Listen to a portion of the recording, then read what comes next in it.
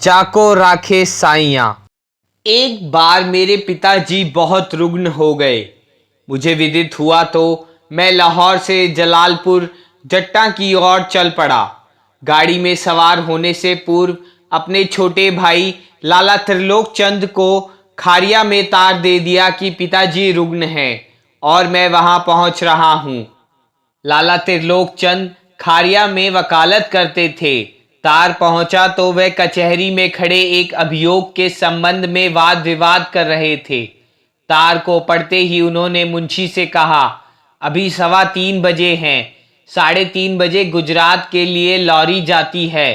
Lorry वाले को कहो कि मेरे लिए एक सीट रखे, मैं बहस समाप्त करके अभी आता हूं।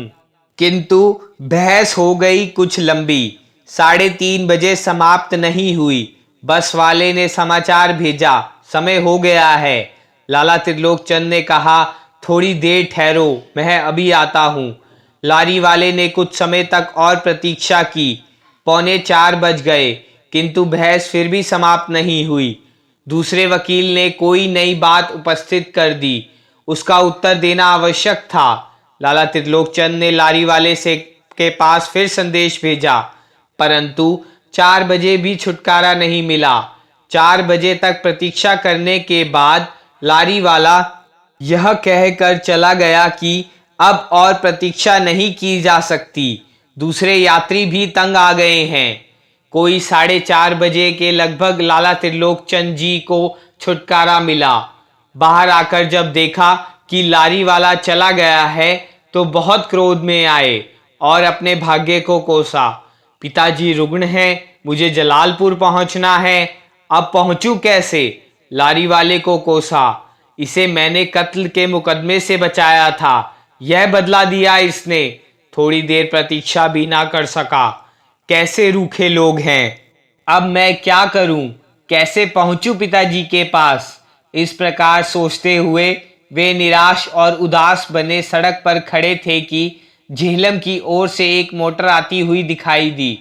मोटर के स्वामी लाला त्रिलोक चंद्र के मित्र थे।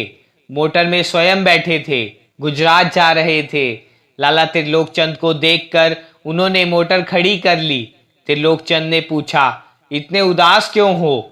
उन्होंने सारी बात कह सुनाई और यह भी बताया कि जलालपुर में उनका पहुंचना आवश्यक है। मित्र ने कहा, इसमें घबराने की क्या बात है? लारी चली गई तो जाने दो, यह मोटर तो है, बैठो इसमें, मैं तुम्हें लेकर चलता हूं। मोटर में बैठकर खारिया से 6 मील की दूरी पर पहुंचे थे कि एक भयानक दृश्य उनके सामने आ गया। एक लारी सड़क की दाईं ओर उल्टी पड़ी थी। 10 यात्री मर गए थे। लारी चकनाचूर हो गई थी। वृक्ष टूट गया था। वह वही लारी थी जो लाला त्रिलोक चंद को बिना लिए चली आई थी, जिसके ना मिलने के कारण लाला त्रिलोक चंद उदास और निराश हुए थे। उसी समय उन्होंने भगवान को धन्यवाद दिया और हाथ जोड़कर कहा, धन्य हो भगवान, तुमने बचा लिया मुझे। अरे मत समझो कि सब कुछ तुम ही जानते हो, तुमसे अधिक ज्ञानी वह प्रभु हैं। उसकी आंख बड़ी है, तुम्हारी छोटी। जहां तक वह देखता है वहां तक कभी तुम नहीं देख पाते, इसलिए उस पर भरोसा करो। वेद में मंत्र आता है जिसका भाव यह है कि हे अग्निदेव, ले चल मुझे सीधे रास्ते से, ले चल उधर जिधर तू चाहता है।